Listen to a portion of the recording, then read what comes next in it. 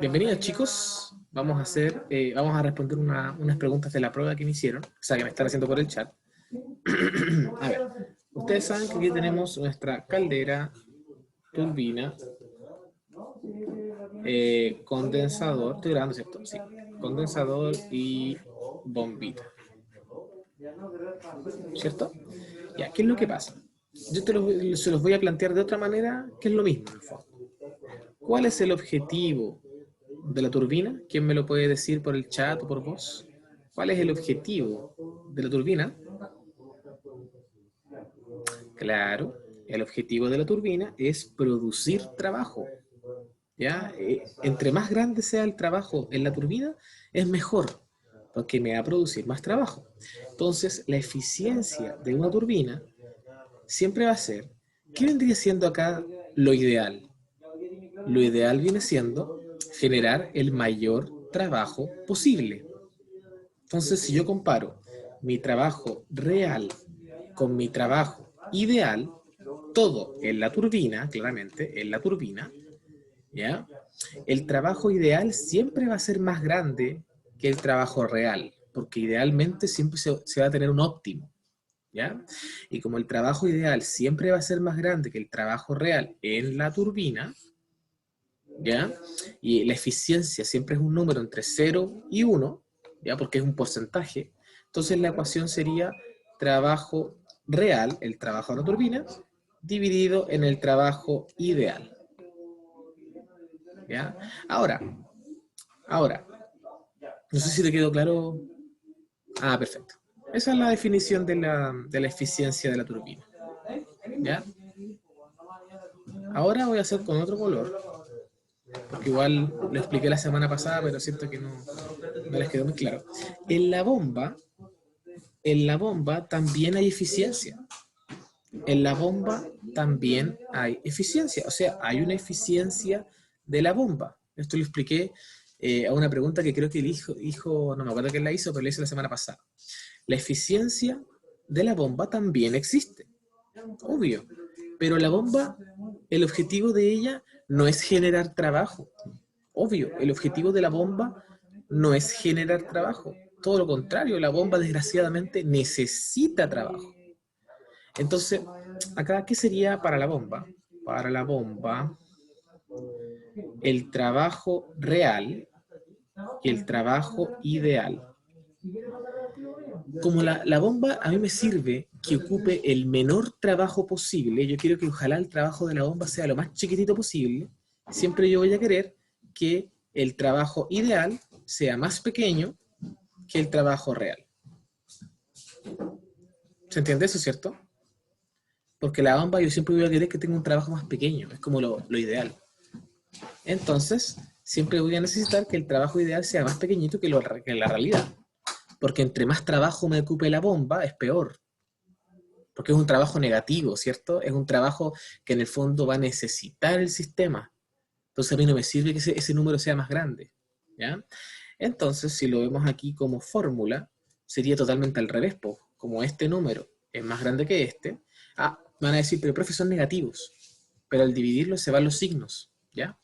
Entonces, el trabajo real, el trabajo, acá sería al revés, sería el trabajo ideal sobre el trabajo de la bomba. Eso es como la fórmula de la eficiencia de la bomba, la estoy repitiendo, ¿ya? Porque este número sí o sí les daría un número entre 0 y 1, ¿ya? Porque el trabajo isentrópico va a ser más pequeñito que el de la bomba. Y el procedimiento es lo mismo. Por ejemplo, si acá tengo el estado número 1, ¿hola? Si acá tengo el estado número 1, y acá tengo un estado número 2, ¿ya? Y del estado número 1, no sé, pues yo tengo toda la información. Tengo el H1, tengo la presión 1, tengo la entropía 1. Y del estado número 2 no tengo absolutamente nada. Bueno, no sé, pues tengo la temperatura 2. Tengo la temperatura 2. ¿De acuerdo? Y nada más. Nada más. Entonces, ¿qué puedo hacer acá? Yo también podría ejercer el estado isentrópico exactamente igual como lo hacemos con la turbina. Lo mismo. Yo puedo decir que el S2' es igual a mi S1, ¿cierto? Y ahí empezamos a calcular, por ejemplo, con la temperatura 2, ya obtenemos la presión 2 prima, que vendría siendo la prima, el H2 prima, etcétera, etcétera, etcétera. Y ahí yo puedo calcular, por ejemplo, el trabajo de la bomba isentrópico. Imaginen que yo les doy como dato la eficiencia de la bomba, ¿cierto? Entonces yo puedo decir que menos el trabajo isentrópico de la bomba es igual a el H2' menos el H1, ¿cierto? ¿Sí o no? Sí, pues. Y después voy a calcular ese trabajo. Y después digo, la eficiencia de la bomba es, como es al revés, sería el trabajo isentrópico de la bomba dividido en el trabajo real de la bomba. Y si me dan ese dato y me dan ese dato, saco ese dato. Ya ahí para que no se complique en la vida. ¿Sí? Lo otro es que acuérdense, esto lo explicamos, que se puede ocupar tanto para la entrada como para la salida, el trabajo isentrópico. O sea, si no tengo ningún dato a la entrada de la turbina, yo puedo usar ahí el estado isentrópico. Y si no tengo ningún dato a la salida de la turbina, ahí también puedo usar el estado isentrópico. Siempre es el que tenga menos datos, el que no tenga datos realmente. Y con la bomba lo mismo. Puedo utilizarlo tanto a la salida como a la entrada. ¿Sí? No sé si alguien más tiene alguna otra pregunta, algo que quiera repasar para empezar con la materia nueva.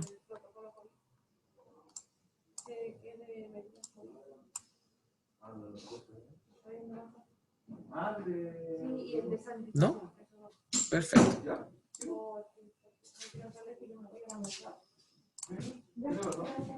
Ya. Bueno, chicos, hoy día vamos a ver una materia nueva que se llama... estoy borrando. Hoy día vamos a ver ciclo de Carnot. ¿Ya? Esta es casi la última materia que vamos a ver en todo el ramo, así que pongan mucha, mucha atención. Es la evolución del ciclo de Rankine, es el ciclo con la mayor eficiencia posible, es el ciclo más óptimo que existe hoy en día, ¿ya? No sé si se acuerdan que en los ejercicios de ciclo de Rankine siempre teníamos como una eficiencia del 35 hasta el 40%. Nunca más, ¿cierto? Bueno, con los ciclos de Carnot se logró eficiencias mucho mayores, 50, 60. Se lograron mayores eficiencias, ¿ya?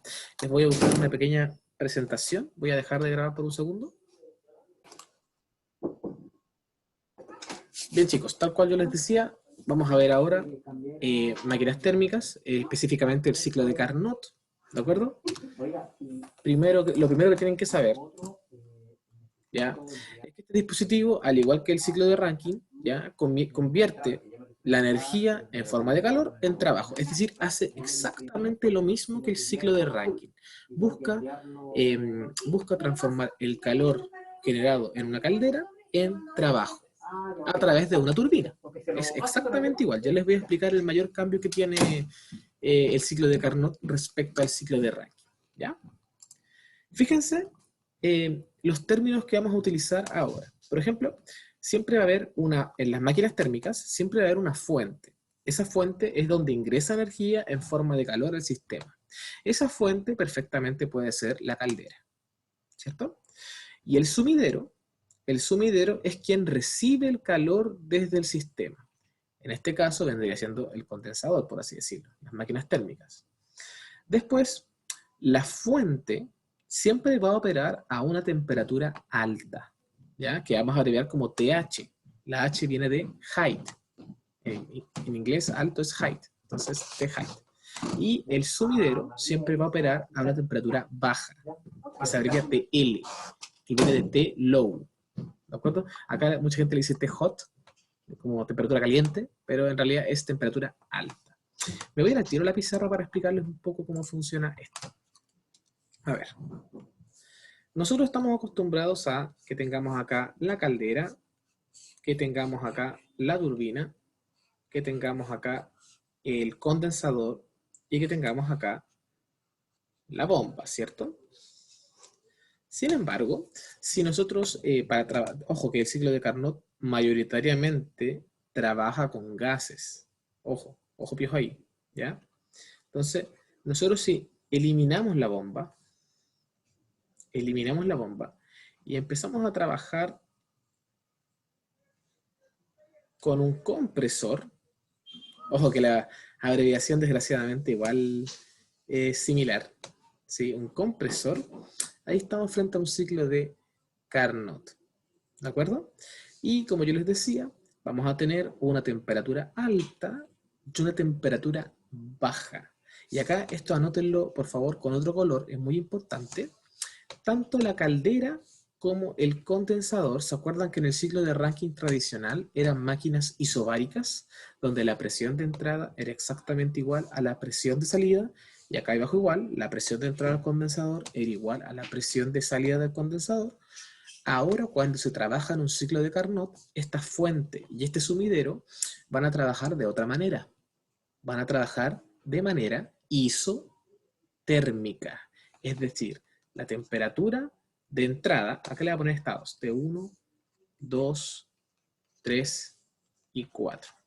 La temperatura 1 va a ser exactamente igual a la temperatura 2 y la temperatura 3 va a ser exactamente igual a la temperatura 4.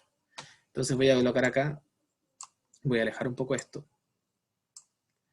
Entonces, ciclo de Carnot, ya que es lo primero que tienen que saber, que tanto la caldera, voy a ponerle acá los intercambiadores de calor, intercambiadores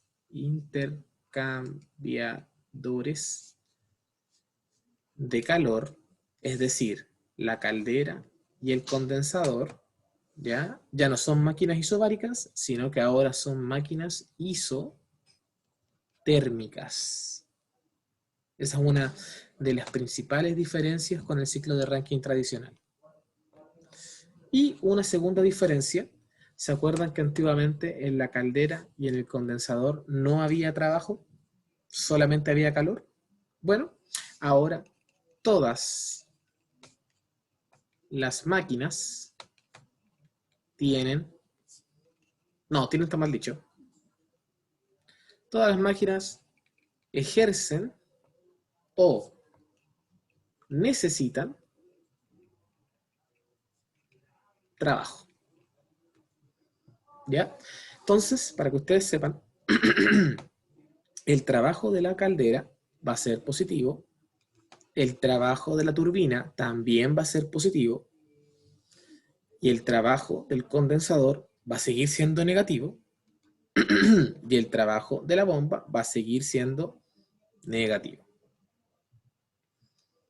¿De acuerdo? ¿Qué más tienen que saber del ciclo de Carnot? Número 3. La turbina y la Profe, bomba. Dime, ¿te escucho? ¿y la bomba no se había reemplazado? Ah, dije bomba. Bueno, acá puede ser compresor, tienes razón. Condensador y compresor. Muchas gracias. ¿Ya? Ahí para que no se compliquen pueden escribirle comp de compresor o de repente igual van a trabajar aquí con alguna bombita, pero le vamos a decir que es un ciclo de Carnot. ¿Ya? Entonces, como les iba diciendo, en la turbina y en el compresor, o también en la bomba, dependiendo del caso, ¿ya? Aquí van a seguir siendo máquinas adiabáticas. Adiabáticas. Eso quiere decir que todavía el calor en la turbina va a ser cero, eso no ha cambiado, y todavía el calor aquí también va a ser cero. Eso no cambia, eso no cambia. ¿Ya? Y por supuesto que el calor en la caldera, perdón, ahí sí, el calor en la caldera va a seguir siendo positivo, tiene que serlo, y el calor en el condensador va a seguir siendo negativo. Eso tampoco ha cambiado. Entonces, ¿cuáles son los grandes cambios que pasa acá? El primero de ellos es que las máquinas ya no trabajan isobáricamente, ahora son isotérmicamente, ¿ya? Y el segundo cambio es que ahora todas las máquinas tienen trabajo. Eso es como lo más importante. Deme un segundo, chicos, perdón. Ahí estoy grabando nuevamente. Bien. No sé si tienen alguna consulta respecto al ciclo de Carnot o seguimos avanzando. Les queda claro las diferencias, ¿cierto? Son principalmente... Bueno, esto no es una diferencia, no lo debería haber anotado.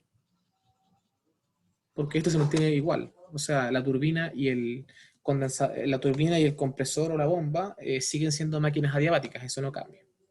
¿Ya? Entonces, si ustedes se dan cuenta, quiero que pongan mucha atención a lo que voy a decir, lo voy a hacer con color azul. Ustedes saben que en un ciclo de Carnot, en este caso, seguimos manteniendo 4 procesos. Tenemos el proceso 1-2, el 2-3, el 3-4 y el 4-1, ¿cierto? Si ustedes se dan cuenta, en este caso, recuerden que los números no siempre van a ser constantes, aquí el 2, aquí el 3, aquí el 4, acá el 1, pueden cambiar, ¿cierto? Pero siempre el proceso que meta a la turbina va a ser un proceso adiabático. Y siempre el proceso que tenga al compresor o a la bomba va a ser un proceso también adiabático. Y por ende, el proceso que tenga la caldera va a ser un proceso isotérmico y el proceso que contenga el condensador también va a ser un proceso isotérmico. Entonces, el ciclo de Carnot, esto sí lo puedo colocar, consta de 2 procesos adiabáticos y de 2 procesos isotérmicos. Eso es muy importante. 2 procesos adiabáticos y 2 procesos isotérmicos.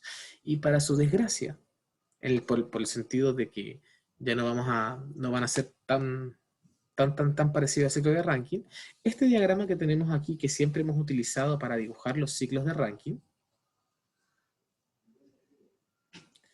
ya no nos va a servir. Ya no nos va a servir porque acá aparecen muchos otros conceptos. ¿Ya? Acá aparecen muchos otros conceptos que tenemos que dominar. ¿Ya? Voy a irme más abajito. ¿Me quería ir más abajo o no me dejó? A ver. Ahí está bien. Entonces, ¿qué es lo que se recomienda para trabajar un ciclo de Carnot? Vamos a hacer un diagrama PV. Como una regla acá. Ahí está. Déjenme colocarla en 90 grados. Ahí está. Entonces, ahí. Y vamos a colocarla ahora en 0 grados.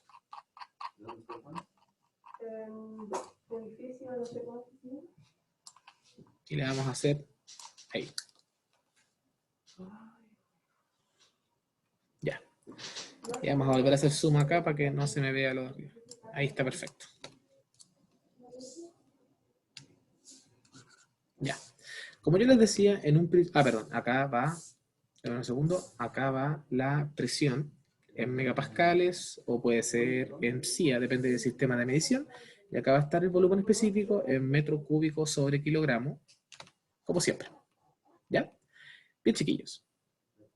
Recuerden que tenemos 2 procesos isotérmicos. Entonces, si yo miro acá el diagramita que hicimos del ciclo de Rankine, ¿ya? Perdón. Eso lo voy a eliminar. Listo, lo quiero eliminar. Perfecto. Chicos, consulta. ¿Cuántas temperaturas va a tener mi ciclo ahora? Correcto. Va a tener solamente 2 temperaturas. Una temperatura alta, que va a ser la temperatura que va a estar en la caldera, y una temperatura baja, que va a ser la temperatura que va a estar en el condensador. Es decir, T1 es igual a T2, que es igual a una temperatura alta, T height, y T4 es igual a T3, que va a ser una temperatura baja. ¿Cierto? Entonces, si yo hago este grafiquito, de presión-volumen, ustedes saben que la propiedad que nos falta graficar aquí en un gráfico tridimensional vendría siendo la temperatura. Y como tengo únicamente 2, voy a dibujarlas así. 1, 2. Una isoterma de temperatura alta y una isoterma de temperatura baja. De hecho, me quedaron un poco chuecas. Vamos a tratar de mejorarlo. Claramente el PPT debe estar más bonito. Ya, vamos a hacerlo así. Temperatura alta y temperatura baja. ¿Cierto? Bien. ¿Qué estados me encuentro yo a temperatura alta? Vamos a ver nuestro gráfico de arriba. A temperatura alta me encuentro con el estado número 1 y con el estado número 2. ¿cierto? Me encuentro con el estado número 1 y me encuentro con el estado número 2.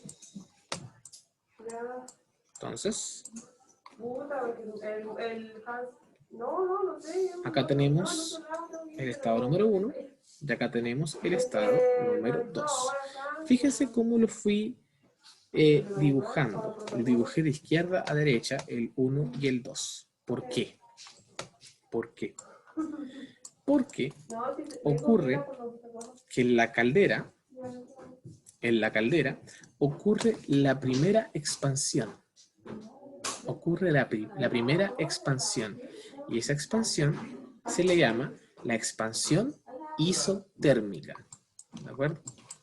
Entonces, el proceso 1-2, que está con rojo, se llama, para que ustedes sepan, el proceso de expansión isotérmica. ¿De acuerdo? Porque si se dan cuenta, está a la misma temperatura. ¿Y cómo sé que es una expansión? Por dos razones. Y acá pongan mucha atención. El volumen número 1, que estaría ubicado por acá abajo, y el volumen número 2, que está ubicado por acá más a la derecha, si se dan cuenta, hay un incremento del volumen. Hay un incremento del volumen. Cuando el volumen de algo, ahí está la cámara, cuando el volumen de algo aumenta, es porque se expande, ¿cierto? Y cuando algo se expande, es porque le estoy ejerciendo menos presión. Si ustedes tienen un globo inflado, lo tenían apretado, y le dejan de ejercer presión, el globo claramente va a volver a su volumen original. Entonces, si se dan cuenta, hay una disminución de presión, hay una disminución de la presión y hay un aumento del volumen. Ese es el proceso de la expansión isotérmica y por supuesto que aquí está presente el calor alto, el calor del foco caliente, el calor de la caldera. Ya no se le llama Q sub B, ya no se le llama Q sub B, sino que se le llama el Q alto, Q height. ¿Sí? Sigamos, voy a hacer con otro color. ¿Cuál usar? Vamos a usar verde, verde, verde. Vamos a usar verde. Ya. Luego del 2, yo me voy al 3. ¿Cierto? Me voy al 3. Fíjense cómo hice la curva. Fíjense cómo hice la curva. Si se dan cuenta aquí, del 2 al 3, voy a pasar por la turbina. La turbina, ustedes saben que nuevamente es una expansión. Así que por lo tanto, este proceso, el nombre, que es súper importante, es la expansión adiabática. Este es el proceso de expansión adiabática porque está ocurriendo en la turbina donde el calor es 0. ¿Ya? El calor acá es 0. ¿Sí? Y también es una expansión porque si se dan cuenta, igual hay un aumento de volumen chiquitito, hay un aumento de volumen más chiquitito, es verdad, pero fíjense la presión, pues la presión baja radicalmente desde acá hasta acá.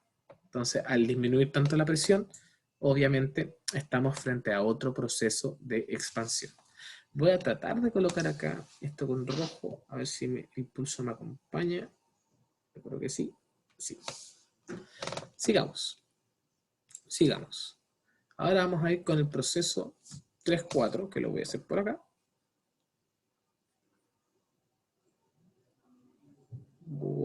A ver. Ahí sí.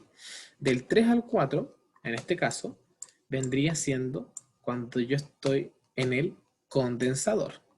Cuando yo estoy en el condensador, claramente estoy en la temperatura baja, así que está súper bien que esté en la... ¿Por qué le puse TV? Perdónenme, chiquillos, ahí este L. Lo dije en español. Low. Perdón por eso. Ya. Entonces aquí claramente, como les decía yo, estamos en el condensador. Este proceso se llama compresión isotérmica. Porque si se dan cuenta del estado número 3 al estado número 4, mantengo constante la temperatura. ¿ya? Y por supuesto que aquí va a estar el Q bajo, el calor del foco frío, ¿ya? Y finalmente, ¿qué color me queda por usar? Yo creo que voy a usar amarillo. Tenemos el proceso, perdón, no expliqué eso, porque es una compresión, si se dan cuenta, levemente la presión aumenta, desde la presión 3 a la presión 4, hay un aumento de presión, pero mucho más fácil ver que el volumen disminuye drásticamente. Acá el volumen disminuye mucho, entonces es una compresión sí o sí, ¿de acuerdo? Y finalmente, del 4 al 1, ya tenemos el proceso de compresión adiabática. Deben un segundo, chicos. Me llegó un correo. Perfecto. Sí, perfecto. Me llegó, perdón. Acá tenemos el proceso de compresión adiabática, ¿ya? Aquí también el calor es cero, porque estamos en el proceso adiabático. Y si se dan cuenta, aquí hay una leve disminución del volumen, pero hay un aumento de presión impresionante. Acá la presión aumenta mucho. Por eso, es más que nada, es una compresión. ¿De acuerdo? Acá vendría estando entonces la bomba o el compresor. ¿Sí? Ahora, ¿por qué le pongo tanto énfasis a los nombres? A la expansión isotérmica, a la expansión adiabática, a la compresión isotérmica y a la compresión adiabática. Porque en los ejercicios de Carnot ya no vamos a decir a la salida de la caldera, a la entrada al condensador, a la entrada de la bomba, a la salida de la turbina. Ya no existe eso. Ahora les vamos a decir, ustedes se encuentran en el comienzo de la expansión adiabática. Así que el estado número 1 está al comienzo de la expansión adiabática. O sea que este de acá vendría siendo el estado número 1, ¿cierto? Por eso es tan importante que ustedes manejen los términos de los procesos. ¿Sí? No sé si tienen alguna consulta, alguna pregunta hasta aquí. Estoy viendo pura parte teórica, aún no me voy a la parte numérica. Chicos, ¿alguna consulta, alguna duda? Todo claro, profe. Gracias. Vamos a ver un poquito del PPT. Vamos a ver un poquito del PPT. Este PPT igual se los voy a subir a la carpeta compartida. Bueno, aquí expliqué en el fondo cómo era esto de la fuente y el sumidero. Si se dan cuenta, acá ingresa un calor bajo, sale un calor bajo. La máquina térmica. Miren esto. Esto no lo dije, perdón. Esto no lo dije. El ciclo de Carnot funciona como una máquina térmica. Vuelvo a decir esto. El ciclo de Carnot funciona como una máquina térmica. ¿Por qué? Porque si se dan cuenta, ingresa un calor del foco caliente, ingresa un QH y sale un calor del foco frío, sale un QL, sale un Q bajo. ¿Ya? Y por supuesto que esta ecuación está incompleta, porque todo lo que entra debiese ser igual a todo lo que sale, ¿cierto? Voy a hacer un zoom un poco acá, a ver si me deja el perfecto. No me deja moverme, sigue. Ahí está. Si yo miro este diagramita de acá, todo lo que entra debe ser igual a todo lo que sale. La ley de la caja negra, ¿cierto? Yo te respondo, Mauricio. ¿Ya? Todo lo que entra es igual a todo lo que sale. Sin embargo, eso significaría que todo el calor que yo genero en la caldera debe ser igual al calor del condensador. Y ustedes saben que no es así, de partida por el signo. De partida por el signo, ¿cierto? Entonces acá falta una tercera entidad, que es lo mismo que estábamos viendo antes, que falta que acá, además de salir un QL, salga un trabajo. ¿Ya? Porque el objetivo de esto es producir trabajo. ¿Ya? Me dicen acá por el chat, profe, ¿también hay procesos isentrópicos en Carnot? No, en este tipo de ciclos no vamos a trabajar con eficiencia en la turbina o con eficiencia en la bomba. Eso lo dejamos únicamente para los ciclos de Rankine. ¿Por qué? Porque no es necesario asumir estados isentrópicos porque la eficiencia que tú tienes en un ciclo de Carnot per se ya es muy buena. Ya, ahí por favor respóndeme si se te aclaró tu pregunta para quedarme tranquilo. Entonces acá dice, la máquina térmica recibe calor desde la fuente que se encuentra a una temperatura alta. El fluido de trabajo absorbe el calor y lo convierte en trabajo y cede calor. ¿Se dan cuenta? Ahí está. Lo convierte en trabajo. ¿Se acuerdan cuando vimos el grafiquito de atrás? Que faltaba un trabajo, ahora tiene que aparecer. Esto opera cíclicamente, por eso que se genera el ciclo de Carnot, y el fluido puede ser agua, cuando usamos una bomba, puede ser gases u otros cuando usamos un compresor. ¿Ya? No le pongan mucha importancia matemática a eso, simplemente cuando estamos trabajando con gases ideales, ustedes van a usar un compresor, y cuando estemos trabajando con agüita, ustedes van a trabajar con una bomba. Pero matemáticamente y de fórmulas es lo mismo, no hay un cambio, no hay un cambio de fórmulas. ¿Ya? Bueno, acá tienen un esquema de lo que es la máquina térmica, y acá dice, el objetivo de las máquinas térmicas es producir trabajo, siempre lo hemos dicho. Sin embargo, es imposible construir una máquina que utilice todo el QH y lo transforme 100% en trabajo. No existe una máquina en donde todo el calor que yo le coloque me lo transforme en trabajo. Los ciclos de Rankine, ¿de acuerdo? Que funcionan a través de máquinas térmicas, si ustedes se dan cuenta, tienen una eficiencia bajísima. Bajísima. O sea, si yo le coloco, no sé, le coloco, no sé, a una caldera que trabaje a 1000 kilojoules sobre kilogramo, un calor muy grande, ¿cuánto me transforma en trabajo? 300, por ahí. Vean sus ejercicios, los que han hecho durante todo el semestre, comparen el QB con el trabajo en la turbina. Fíjense cuánto calor ingresa y fíjense cuánto trabajo genera. Es poco, es una relación muy baja. ¿Ya? O fíjense en los ejercicios que están haciendo ahora, las eficiencias de las turbinas también son muy bajas. O sea, 80%, 70%. Por ello, hay un calor que se pierde y va hacia el sumidero del foco frío. O sea, yo ingreso un QH, se transforma en trabajo y todo el calor que no alcanzó a transformarse en trabajo va hacia el sumidero de baja temperatura. ¿Ya? Bueno, a la manera igual. Las máquinas térmicas, también conocidas como motores térmicos, aprovechan una fuente de energía para realizar un trabajo mecánico, pero pierden una cantidad de calor que es llevada a un sumidero. Eso que pierden es lo que no alcanzan a transformar en trabajo. ¿Ya? Aquí dice, oh, perdón, no puede transferirse desde la máquina. Desde la fuente se transfiere energía como calor a la máquina. ¿Ya? No puede transferirse desde la máquina íntegramente solamente trabajo. Siempre va a haber una parte que no se va a alcanzar a transformar y tiene que ir al sumidero. Y acá explicamos de nuevo lo que es la fuente y el sumidero. Acá explicamos que la H significa alta, height en inglés, y L significa baja o low en inglés. Eso ya lo explicamos. Aquí estamos viendo nuestro ciclo de Rankine tradicional, ¿se acuerdan? ¿Sí? Acá está la caldera, la turbina, el condensador y la bomba. Esta es la fuente y este es el sumidero. Y vamos a ver aquí cada uno de los, ¿cómo se dice? De las entidades.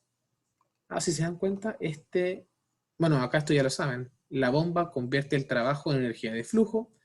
Para líquidos se utilizan bombas. Y para gases se utilizan compresores. Es lo que yo les venía diciendo al comienzo. En la caldera es un intercambiador de calor, transforma el líquido en vapor, eso ya lo saben. La turbina transforma la energía de flujo en trabajo. La turbina busca producir trabajo. Y el condensador transforma el vapor en líquido, o sea, también es un intercambiador de calor. ¿Sí? Bueno, esto ya lo saben, el trabajo neto es el de la turbina más la bomba. Recuerden que el trabajo de la bomba siempre es negativo, porque ingresa al sistema. Acá tienen la conversión de signos. Y antes de eso es importante. Ya, y ahora vamos a ver un poquito de materia gruesa. ¿De acuerdo? Que es la segunda ley de la termodinámica. Aquí vamos a empezar a utilizar la segunda ley. Acuérdense que en el ciclo de Rankine tradicional usamos la primera. Y ahora les vamos a introducir a la segunda ley. ¿Ya? La segunda ley de la termodinámica se crea debido a la necesidad de aumentar la cantidad de trabajo producido para una determinada cantidad de calor ingresado. ¿ya? En el fondo, esta ley se inventó porque los ciclos de Rankine, si bien nos entregaban trabajo a través del calor, como ustedes pueden ver en las eficiencias del ciclo, de todos los ciclos de Rankine que hemos trabajado, te lo estoy repitiendo, siempre eran muy bajas. Siempre era una eficiencia del ciclo muy baja. Entonces se inventó la segunda ley para poder, como bien dice acá, aumentar el trabajo producido por esa cantidad de calor. Para poder explicar un poco la segunda ley, hay que tener mucho ojo con el enunciado de Kelvin-Planck y el enunciado de Clausius. El enunciado de Kelvin-Planck y el enunciado de Clausius. Vamos a leerlos rápidamente. Primero, el enunciado de Clausius. ¿Ya? Si es que no lo entienden, por favor me avisan y lo explico de otra manera. Es imposible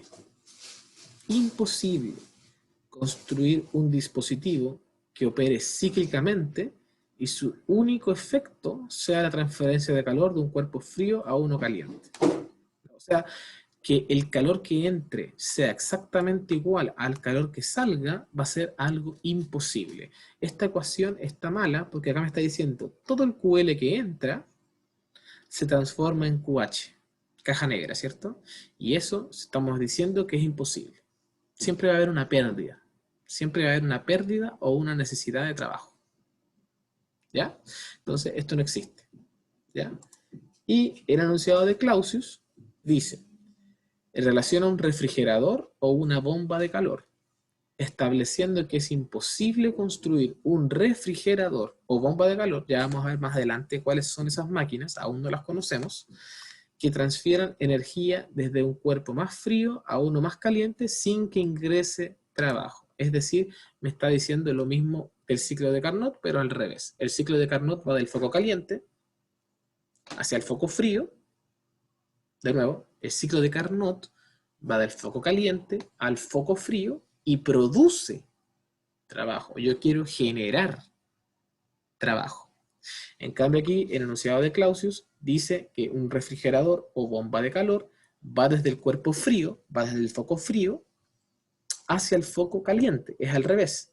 Por eso que no es un ciclo de calor, sino que es un ciclo de refrigeración, como dice ahí. Pero eso no puede existir sin que ingrese trabajo. ¿De acuerdo? En el ciclo de Carnot tiene que salir trabajo y en el ciclo de refrigeración tiene que entrar trabajo. ¿Ya? Ahí están viendo que en este ciclo, que va del foco frío al foco caliente, tiene que ingresar trabajo y ahí sí podría funcionar. ¿Ya? Esos son más que nada los tipos de enunciados. Y el de Kelvin-Planck dice algo bastante similar. Dice, es imposible construir un dispositivo que opere cíclicamente y cuyo único efecto sea generar trabajo y hacer una transferencia de calor. ¿Ya? O sea, si se dan cuenta, acá me está diciendo, oye, todo el calor que yo ingrese a la máquina térmica se va a transformar en trabajo. Eso es imposible. Eso es imposible. Ninguna turbina, ninguna bomba, no existe una máquina que sea capaz de transformar todo el calor que yo le coloco en trabajo. No existe. Es imposible. Todavía no se ha llegado a eso. ¿De acuerdo? Siempre va a haber una parte del calor que no se va a poder transformar. Y esa tiene que ir al sumidero del foco frío, siempre. ¿Ya? Entonces, acá dice, es imposible construir una máquina de calor que extraiga energía desde un reservorio y genere trabajo y no transfiera calor a un reservorio de menor temperatura. No existe eso. ¿Ya? Muchas gracias. Bueno, acá está explicado mucho más resumido. El de Kelvin-Planck no se puede transformar todo el calor en trabajo, eso es obvio. Ninguna máquina térmica puede tener una eficiencia del 100%. Desgraciadamente es así. ¿Ya? Bien. Vamos a seguir avanzando. Bueno, ¿qué tipos de máquinas térmicas tenemos? Tenemos máquinas de calor o máquinas de Carnot, que es lo que estamos viendo ahora. Tenemos bombas de calor y tenemos refrigeradores. En la última materia del semestre vamos a ver un poquito estas dos de acá, pero por ahora nos vamos a centrar en las máquinas de calor. ¿Ya? O sea, vamos a centrarnos en un foco caliente que va hacia un foco frío y produce trabajo. Déjenme bajar un poquito la eficiencia térmica. Esto ya lo manejan. Sí, se lo voy a explicar después con los ejercicios. Aquí está. Vamos a ver ahora un poquito cómo es que trabajan las máquinas de Carnot. Cómo es que trabajan, es decir, todo lo que les expliqué aquí, lo vamos a ver explicado un poco en palabras. La máquina de Carnot es la máquina de calor que opera con la mayor eficiencia posible, eso anótenlo. La máquina de calor que opera con la mayor eficiencia posible es la máquina de Carnot, ¿ya? Opera entre dos reservorios, uno de alta y otro de baja temperatura, es decir, exactamente lo que vimos aquí, temperatura alta y temperatura baja. La máquina de Carnot es muy útil dado que su eficiencia es la máxima posible de cualquier máquina real que exista que opere bajo dos reservorios de temperatura. No depende del fluido, solamente depende de las temperaturas. ¿Ya? El ciclo de Carnot tiene dos procesos isotérmicos y dos procesos adiabáticos, ¿ya? Lo cual en la realidad es un poco imposible de obtener porque en realidad sí son adiabáticos esos procesos, pero siempre hay un poquito de calor. Ahí estamos asumiendo que no hay calor. El enunciado de Carnot establece que ninguna máquina térmica real que opere entre dos fuentes de calor puede ser más eficiente que una máquina de Carnot que opera entre las mismas fuentes. Es decir, la máquina de Carnot va a ser la mejor máquina en cuanto a eficiencia térmica. Vamos a ver qué es aquí. Bueno, la máquina de Carnot se asocia a un ciclo de Carnot. La sustancia de trabajo siempre va a ser un gas ideal y se compone de 4 procesos reversibles. Cuando vemos el ciclo de Carnot así, hacia la derecha, o mejor dicho, en el sentido de las manecillas del reloj, es un ciclo de calor, o un ciclo de Carnot, y cuando opera en sentido contrario, vendría siendo un ciclo de refrigeración. Ahí lo vamos a ver un poquito más adelante, ese tipo de ciclo. Bueno, respecto a los 4 procesos, 2 de ellos son adiabáticos, el calor es 0, y los otros 2 son isotérmicos. ¿Ya? Esto es imposible que ocurra en procesos reales, pero es como la base para poder empezar a estudiarlos. Bueno, aquí tenemos, cuando estamos trabajando, por ejemplo, con agua, que tenemos una bomba todavía, acá tenemos la caldera, donde ocurre la expansión isotérmica, acá tenemos la turbina, donde ocurre la expansión adiabática, el condensador, donde ocurre la compresión isotérmica, y la bomba, donde ocurre la compresión adiabática. ¿Sí? Sigamos viendo más abajo. Bueno, aquí en el ejemplo estamos viendo que aquí el proceso 1-2 ocurre la compresión adiabática. Entonces yo sé que tengo que trabajar aquí, porque la compresión adiabática es la que está acá en la bomba. ¿Ya? Entonces, de esa manera vamos a empezar a referirnos a los procesos. No más, como les decía yo, entrada a la caldera, salida a la turbina. No, eso ya no va. ¿De acuerdo? Y recuerden que estos números 1, 2, 3, 4 van a ir cambiando. De hecho, aquí, si se dan cuenta, acá el 1 está ingresando a la bomba. Y acá el 1 está ingresando al condensador. Entonces, siempre estos números ustedes saben que van a ir cambiando. Acá hay otro ejemplo donde el 1, bueno, acá vuelve a estar a la entrada de la bomba. Entonces, chiquillos, el ciclo de Carnot se puede representar. Este diagrama es mucho más bonito. Este diagrama es mucho más bonito. Está un poco chico, sí. Vamos a colocarlo acá. Este diagrama es como el diagrama ideal. Recuerden que la expansión isotérmica ocurre en la caldera, la expansión adiabática ocurre en la turbina, la compresión isotérmica ocurre en el condensador y la compresión adiabática ocurre en la bomba o en el compresor. ¿Ya? Acá como estamos trabajando con un gas ideal, debería ser un compresor, acá hay una bomba. ¿Ya? Pero como les vuelvo a repetir, es únicamente un tema de notación. No se vayan a complicar la vida. Ah, pero es que un compresor trabaja diferente. Mentira. Trabajan exactamente igual. Solo que las bombas bombean líquido. No pueden bombear gases. A una bomba si entra gas se muere. Se explota. En cambio, a un compresor no. Bueno, acá hay un par de cosas que tienen que empezar a manejar de teoría. Ya, pero antes de irme acá, necesito saber si alguien tiene alguna duda respecto a la esencia del ciclo de Carnot. ¿Alguien tiene alguna pregunta, alguna duda? Algo que no se haya entendido. Esto es pura teoría, pura materia.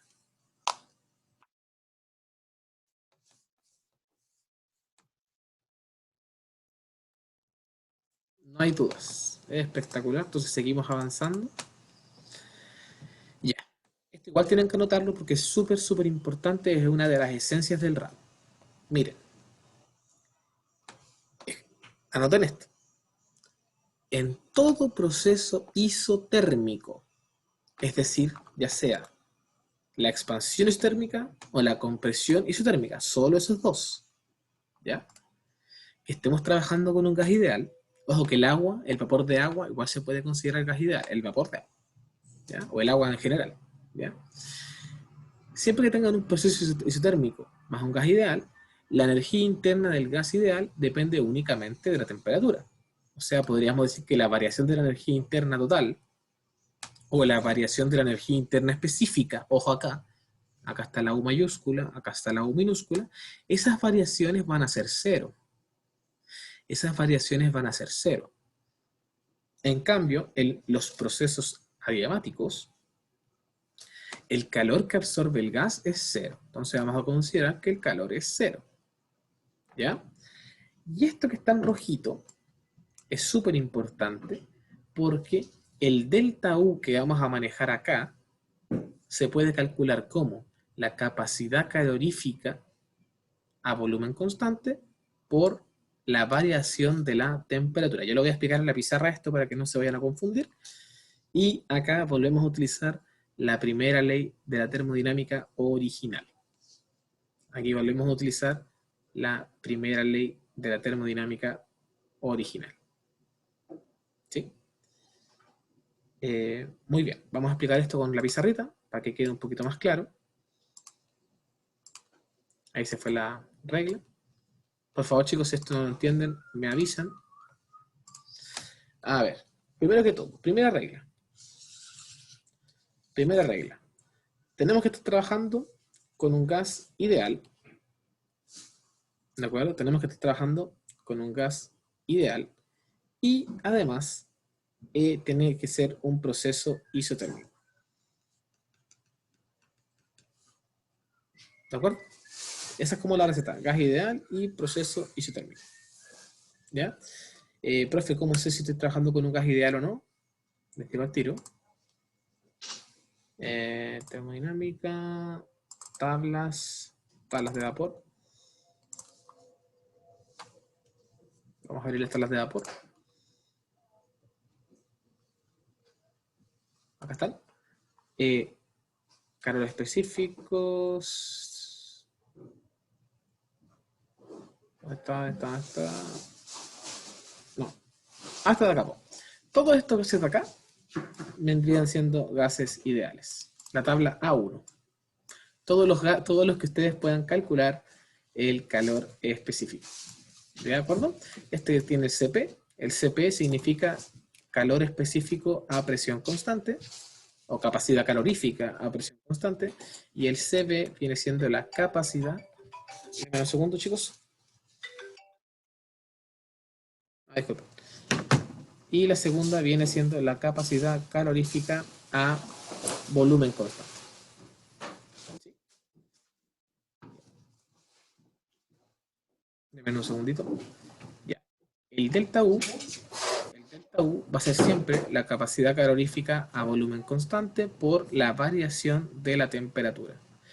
Entonces, vamos a la pizarra. Yo tengo que por la ley de la termodinámica, sabemos que el calor menos el trabajo es igual a la variación de la energía interna. ¿Cierto? Cuando pase esto, déjenme, ahí está. Cuando pase esto, que tengan un gas ideal más un proceso isotérmico, como la expansión y la compresión isotérmica, es sinónimo de que la variación de la energía interna o la variación de la energía interna específica va a ser cero. ¿De acuerdo? Por lo tanto, este número de acá se nos haría cero. Entonces, para que anoten esto, el calor va a ser exactamente igual al trabajo. El calor va a ser exactamente igual al trabajo. ¿Dónde, profe? En los procesos isotérmicos.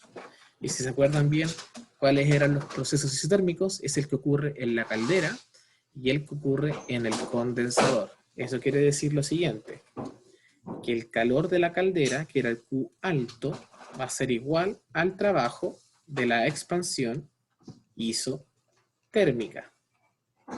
Y el calor del foco frío, el QL, va a ser exactamente igual al trabajo de la compresión isotérmica.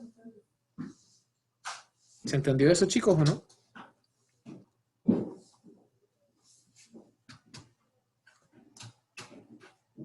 ¿Se acuerdan que yo les contaba que ahora en la caldera sí había trabajo y que en el condensador también hay trabajo ahora?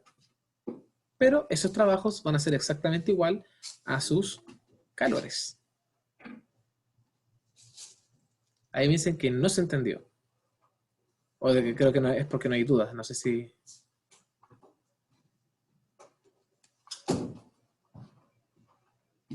¿Se entendió esa parte, chicos, o no? Ah, perfecto. Ya. Bueno, profe, ¿qué ocurre en los otros casos cuando no tiene un proceso isotérmico? Es decir, tiene un proceso adiabático, o sea, en la turbina y en la bomba, o en la turbina y en el compresor. Debería de ser en el compresor porque es un gas ideal. Sí, en la turbina y en el compresor, ¿qué pasa? Bueno, ahí sí hay delta U. Ahí sí puede ser amor color, versión azul. Ahí el calor menos el trabajo sigue siendo igual al delta U, pero el delta U se puede calcular con la capacidad calorífica a volumen constante por el delta T. Entonces, C sub B por el delta T. Recuerden que en los procesos adiabáticos no hay calor. No hay calor. Así que yo podría decir lo siguiente. Menos el trabajo. Vamos a trabajar, déjenme explicar acá. Vamos a trabajar, por ejemplo, con la expansión adiabática. ¿Ya? Acá vamos a dejar la turbina. Acá va a entrar un estado 1 y acá va a salir un estado 2. Para que me vayan siguiendo. Ya, entonces, yo puedo decir que menos el trabajo 1, 2 sería igual al C sub B por el delta T. ¿Qué temperatura sale? Acá va a estar la temperatura baja. ¿Y qué temperatura entra? Acá va a estar la temperatura alta. Entonces, acá tenemos la TL menos el TH. ¿Sí o no? Pero con este signo menos de acá, con ese signo menos de ahí, me queda la fórmula de la siguiente manera.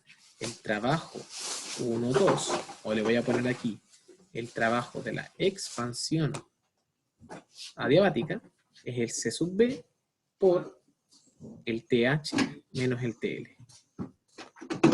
Y tal cual lo dice su nombre, el TH siempre va a ser mayor que el TL. Entonces esta resta siempre les va a dar un número positivo. Siempre el trabajo de la turbina les va a dar un número positivo. Porque el TH menos el TL siempre va a dar un número positivo.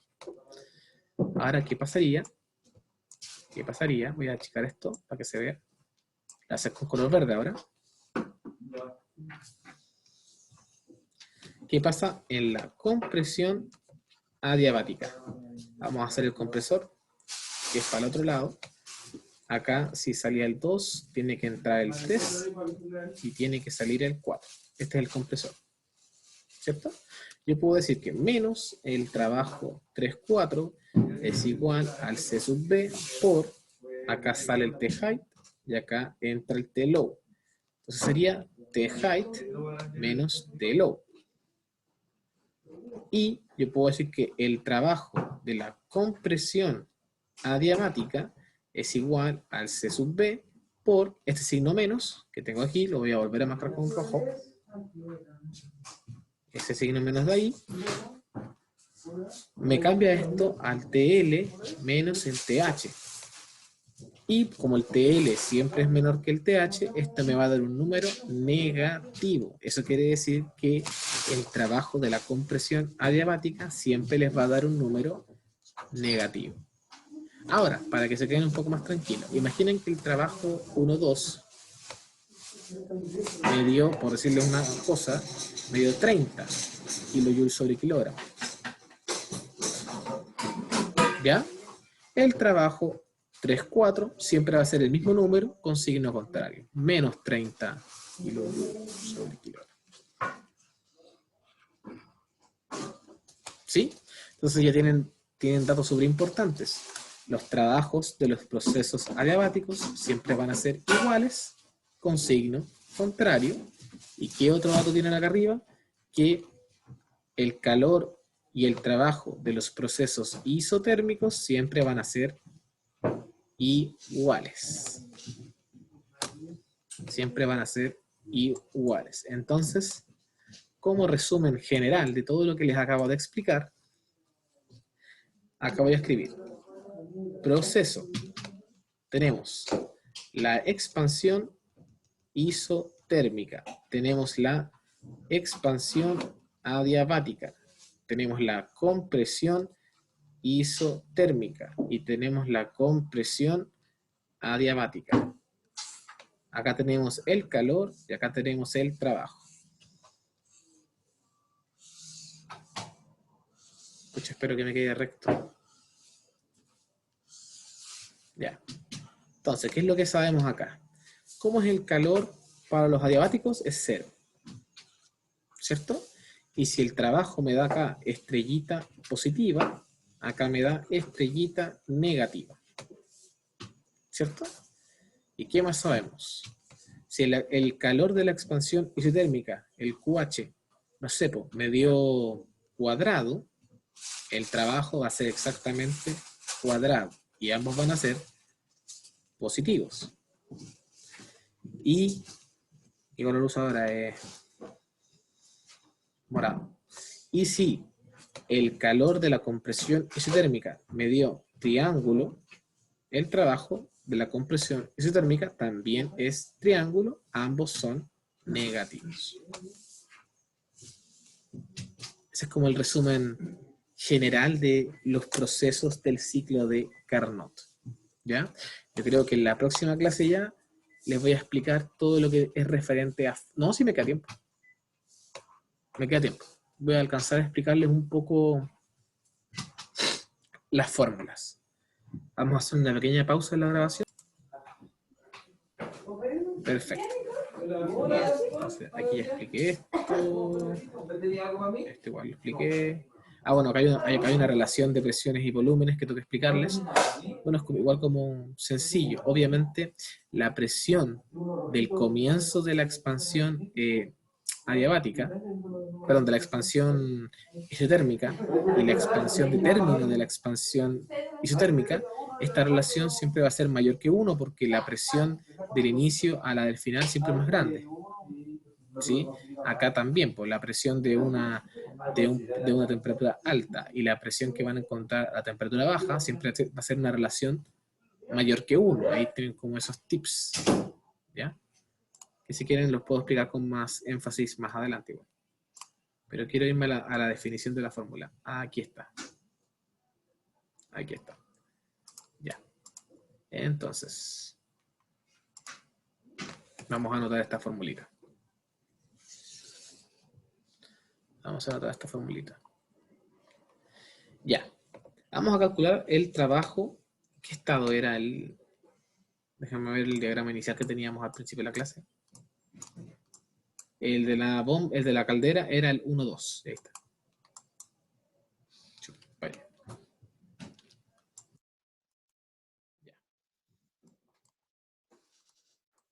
Ya. El trabajo, le voy a poner el nombre, hermano. El trabajo de la expansión isotérmica. ¿Ya?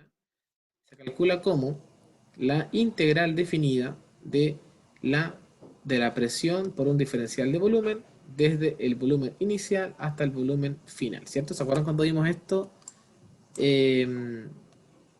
En la primera prueba, ¿por qué estoy usando esta fórmula? Porque es un proceso isotérmico. ¿Se acuerdan que cuando estábamos frente a un proceso isotérmico estábamos sí o sí obligados a usar esta formulita de integración? Pero, pero, acá tenemos un problemita. Acá tenemos un problemita. Que esta presión es una presión de gas ideal. Ya no es una presión de agua, no, es una presión de gas ideal. Por lo tanto, yo puedo sobreescribir esta fórmula, perdón por lo feo desigual, yo puedo sobreescribir esta fórmula como la integral de un volumen 1 hacia un volumen 2. La presión de gas ideal era la constante de los gases por la temperatura, como es la expansión isotérmica, es por la temperatura alta, dividido en el volumen específico que hay acá. Acá sería, bueno, depende del tipo de proceso, volumen específico, por un diferencial de volumen. El volumen sería evaluado entre el 1 y el 2, ¿cierto? Entonces, yo puedo sacar la constante de los gases porque es constante, yo puedo sacar la temperatura alta porque igual es constante, y me queda la integral de un volumen 1 hacia un volumen 2 de 1 sobre el volumen por un diferencial de volumen. ¿Cierto? Y la integral de 1 sobre x por el diferencial de x era igual al logaritmo natural. Entonces me queda que el trabajo de la expansión isotérmica sería la constante de los gases por la temperatura alta por el logaritmo natural de el volumen de salida, acá en este caso sale el V2 menos el V1. Ustedes saben que el logaritmo de V2 menos el logaritmo de V1 puede ser el logaritmo de una división. Lo voy a escribir por si acaso. Me quedaría el logaritmo natural de V2 menos el logaritmo natural de V1. ¿De acuerdo? Por ende, el trabajo de expansión isotérmica sería R por TH por el logaritmo natural de el volumen de salida sobre el volumen de entrada. Y siempre, siempre en la expansión isotérmica, el volumen de salida va a ser mayor que el volumen de entrada. Siempre el V2 va a ser mayor que el V1. Es cosa de ver el gráfico, miren.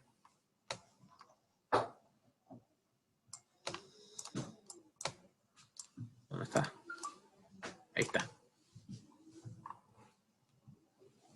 Ahí está. Siempre el volumen 2 va a ser mayor que el volumen 1. Por lo tanto, si ustedes en su calculadora hacen esto, perdón, ahí está más grande, ahí sí, ¿ya? Esto va a ser siempre un número mayor que 1. Y el logaritmo de un número mayor que 1 siempre les va a dar un número positivo. Así que el signo siempre les va a salir automático. Ahora hagamos exactamente lo mismo. Esto termino.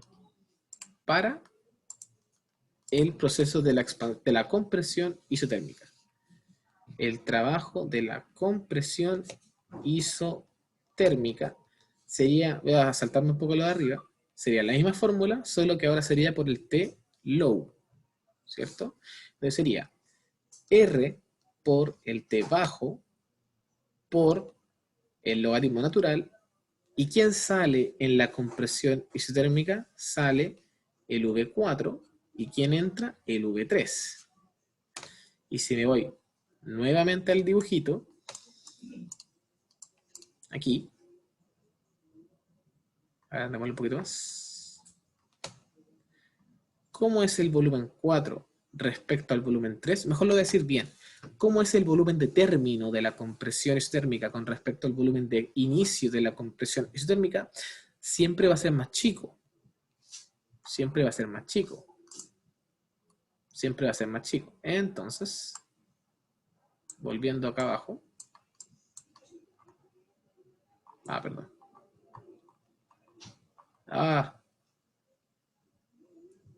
Ahí sí. Entonces, esta división de acá siempre va a ser un número más chico sobre un número más grande. Eso me va a dar un número decimal. Va a ser 0, algo.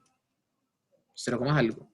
Y el logaritmo natural de un número decimal siempre es un número negativo. Entonces, aquí tienen todas las formulitas para calcular los trabajos y los calores de todos los tipos de proceso para un ciclo de Carnot. ¿Ya? Me falta verles un par de formulitas de eficiencia que vamos a ver apenas hagamos ejercicio. Y me falta verles también, cuando ocupemos un poco los procesos politrópicos, que es igual, vamos a verlo en la siguiente clase. ¿Ya? Vamos a dejar la grabación hasta acá.